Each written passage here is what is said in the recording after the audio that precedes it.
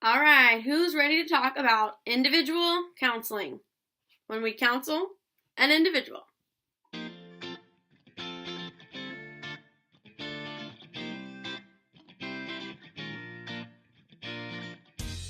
All right, so as school counselors, I know we have tons of students that are coming in and out of our doors on a daily basis, and I wanted to figure out a way to track that so that I could stay sane and so that I can have good data to share with teachers, administrators, etc. So I'm going to share with you today my process and what works for me. Okay, so I've had a lot of questions on Instagram about how I track my individual counseling and how I take case notes and store case notes. So before we hop into that, just a quick disclaimer that, this is how it works best for me. This is based on my understanding of the ASCA ethical standards and, what I perceive to be best for me and my students. So feel free to tweak it as you please. We're not all the same, so this is just what works for me. Alright, so my case notes, I kind of break down into two parts. So first, I've got a paper case note form that I take each time I meet with a student, okay? And then the second part of that is eventually I do enter in all this data into a Google form. So you're going to be seeing today both parts of that equation. Okay, so starting with my individual case notes form. I print a bunch of these out ahead of time. I do mine at school on green paper. And then as soon as I call down a student, so say I call a teacher and say, hey, can you send so-and-so down? I reach over to my little filer and grab one of these. And I start by writing down the student's name. So Johnny Smith is on his way down to my office. So I add in his name, the date, and then I check off the grade level. Johnny's in 4th grade, and he is in Mr. Jones's homeroom. Okay. Now, I will show you a clip here in a second of this form and where to get it. This is a form that's on my Teachers Pay Teachers store. It is editable, so you can feel, if you're not, I teach, or I'm a counselor at a 3rd, 4th, 5th, and 6th grade school, you can change those to fit your needs. Or if homeroom doesn't really fit for you, you can change that too. The next thing I check off is the reason for the session. So some options I have on here: student self-referral, team referral, parent referral, counselor selection, whether it's a responsive counseling or a responsive crisis. Those are just some of the ones I have on here. So I called Johnny down, so I'm going to say counselor selection on this one. Okay?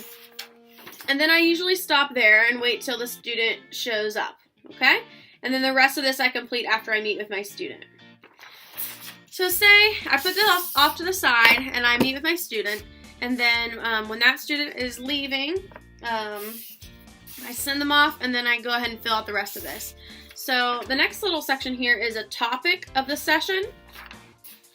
And so some of the examples: getting to know you, which happens a lot at the beginning of the year, especially with new students. Crisis management, grief counseling, anxiety or stress, decision making, academic planning, conflict resolution. And this is editable if you purchase it, so you can change those to fit your needs. So I'm going to say that I was talking to Johnny about his decision making. And then I may add any notes I need here. I'm very, very forgetful, so it is very beneficial for me to specifically add a few things here to jog my memory about what we discussed for next time. But that's up to you. You can leave that blank if you want. But for me, I might just jot down a couple things about Johnny. So I might say that we agreed for him to try deep breathing next time he's in math class and gets overwhelmed with a problem. Okay, so just so I remember kind of where we're working towards, I might add a few notes there. Then at the bottom section, you'll see I have a blank for theory or intervention used. I came up with this idea when I made these because I wanted to be a school counselor that was using theory and practice and being very intentional about my work. But you could take that off, or if you don't feel like that's important to you, you could leave it blank. So for me, I might just say motivational interviewing. I just abbreviate that with an MI, which I've been doing a lot since I read a book recently, which I'll link that below. The next thing on here says consultation with. So this would be if I ended up talking with another counselor or a teacher or talked with the administrator about this, I would check those boxes off. If not, I'd leave them blank. I'm going to say I didn't talk with anyone about that, and I didn't have to make a parent contact. Okay, so I would check no for that. And then finally at the end here, I've got a baseline and a post slot. So say that at the beginning of the session, I asked Johnny to rate on a scale how he was feeling, and he said a 4. And then at the end of the session, I asked again, and he said an 8. I can include those numbers.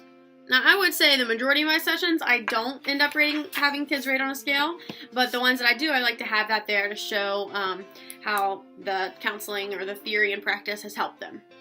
Okay, so I know this seems like a lot, but honestly, this takes me seconds to fill out sometimes after I meet with a student.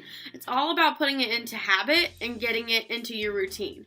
So it may seem like a lot, but I am so happy I have this because it gives me good data about exactly what we worked on, and if for some reason I ever needed to show an administrator or a parent the very specific ways in which I was helping a certain student, I think this is a great way to go. It shows what theory you've been using, it shows what topic you were working on, you don't have to write a bunch of details, and it's really good stuff to keep on hand. Anytime I'm forgetful about what happened with the student and I pull open their file and I have these sessions, boom, boom, boom, boom, it's really good to be able to show what you've been doing.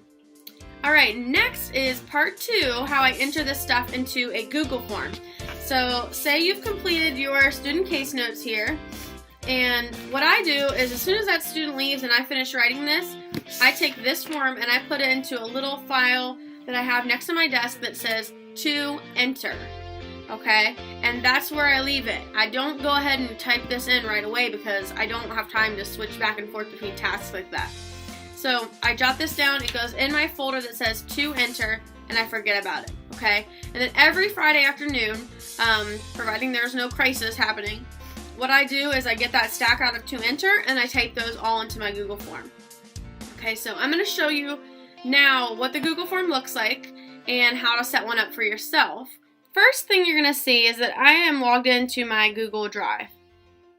Now, my Google Drive, we are a Google-based school district. So, based on my understanding of it, my Google Drive should be secure, okay? Now, we are encouraged by our district to use Google Drive for everything. So, I do use Google Drive to enter in student information. If that's not something that feels comfortable to you or is not encouraged by your district, I would not suggest using this. I would not be doing this if I did not have a school-based Google email and Google Drive. I would not use a personal email, a personal Google Drive to enter this sensitive information. So unfortunately, if you don't have a Google-based school system, this may be kind of tricky for you. Maybe you could come up with some way to make it a little bit more secure. Alright, so for those of you who don't know how to create your own Google form, you can right click and then you're going to go to new, or you can go up here and go new, and we're actually looking for a Google form.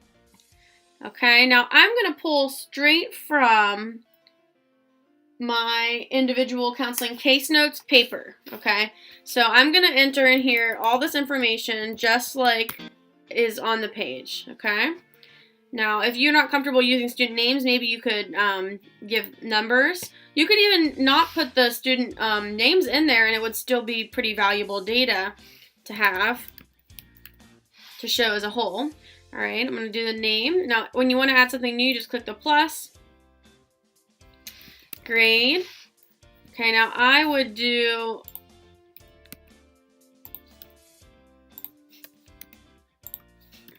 that's just how my school works.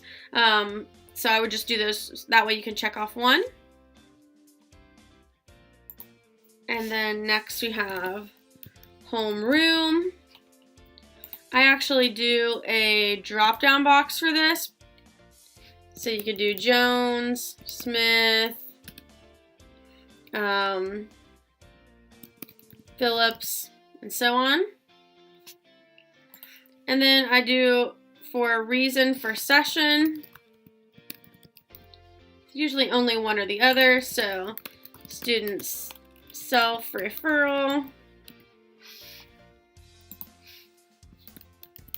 teacher referral, counselor selection, or let's say responsive crisis. All right, and then next is my topic. Now I do put, I do check boxes for topic because I may want to do more than one. So I might do crisis, safety planning. These are a few of mine, which you'll see if you purchase what I already have created. Grief counseling, anxiety/stress, etc. You can add as many of those as you want. Now, the next thing on my case notes form is the notes from session, which I do not type into this. I leave that part out, okay? So then the next thing I would go would be theory, intervention, and I'm just going to leave this as a short answer for you could type it in if you want. So if you just want to leave it short answer, the person, if you're typing it in, you'll just type in what it is. Or if you want to be able to track that data, you could do check boxes again. So motivational interviewing,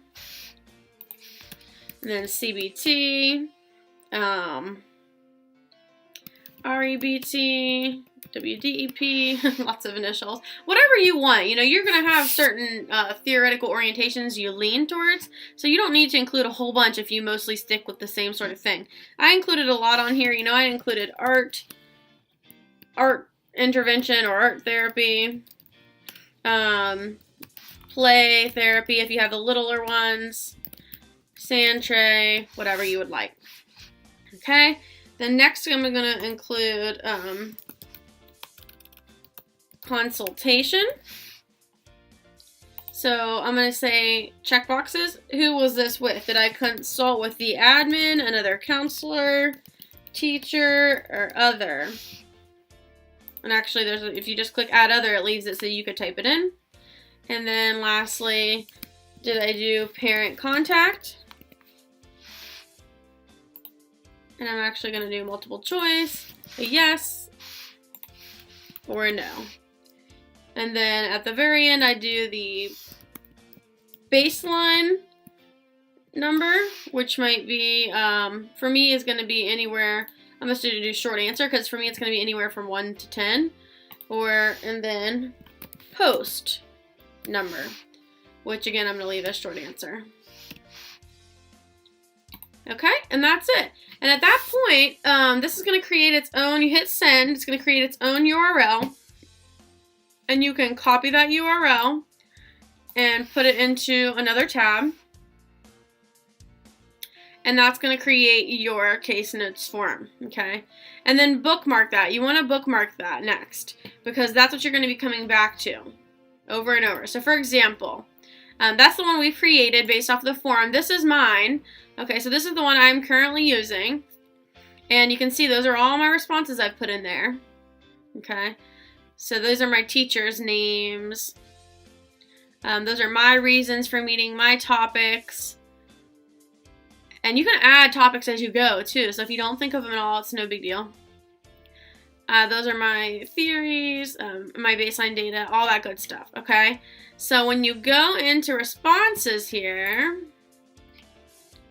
it's going to give me my date, okay? You can see it by grade. So here's my breakdown for grade for who I've met with. Homeroom teacher. My reason for meeting, which you can see I have a lot of student self-referral. Topic.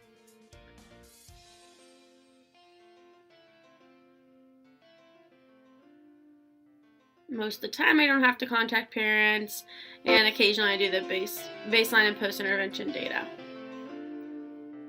Okay, so that's it. If you're not used to tracking your individual counseling like this, it might seem like a lot of work, but honestly, once you really get into a routine, it does not take that long. It takes me just a few seconds or a minute or two to jot down those notes after a student leaves. And it takes me about 15 to 20, 30 minutes at the most on a Friday afternoon to enter in my notes from the week. And if you do it every Friday or every week and without missing, then it's not going to be that much work to keep up with. And the data that I get out of it is totally worth it. So I hope that helps you guys. If you're interested in buying the individual counseling case notes form that's editable, it's on my Teachers Pay Teachers store, which I'll link below. Otherwise, I'd love to make some more videos on this topic, so please like and subscribe below. Comment with your questions or things you want to see more about. Thanks so much.